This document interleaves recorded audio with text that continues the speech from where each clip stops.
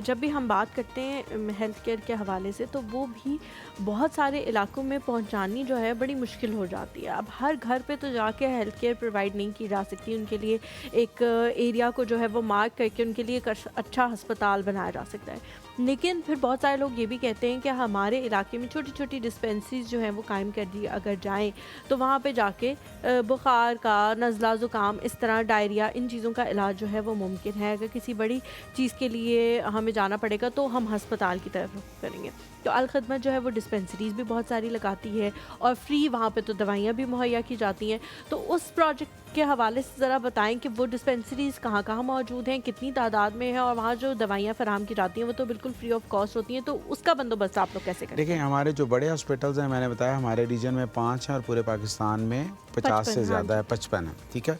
बाकी उसके अलावा सैकड़ों की तादाद में हमारे अल खिदमत क्लिनिक्स हैं।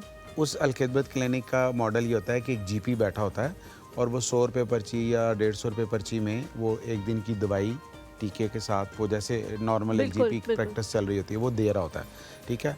तो वो यानी एक बड़े पैमाने के ऊपर चल रहा होता है। उसके अलावा फिर हमने MHU बनाए हुए, मेडिकल हेल्थ यूनिट, एक बड़ा सा ट्रक होता है जिसके ऊपर पूरा एक हॉस्पिटल होता है, यानी उसके अंदर फार्मेसी भी होती है, उसके अंदर लैब भी होती है, उसमें एग्जामिनेशन रूम भी होता है, डॉक्टर का रूम भी होता है, ठीक है जी। तो अल्हम्दुलिल्लाह इस वक्त पूरे पाकिस्तान में कोई 12 से ज़्यादा MHU हैं जो हमारे काम कर रहे हैं। आम दिनों में वो मुख्तलिफ़ इलाकों में जाके काम कर रहे होते हैं। अभी हमारा कतर चैरिटी के साथ एक हमारा MOU हुआ है। 1 साल पिंडी इस्लामाबाद में हमने, आप ये समझ लें कि हर महीने हमने 25 कैंप लगाने हैं, तो ये तकरीबन तादाद बन जाती है 300 से ज़्यादा कैंप्स की, जो हम पूरे साल में लगाएंगे पिंडी इस्लामाबाद में।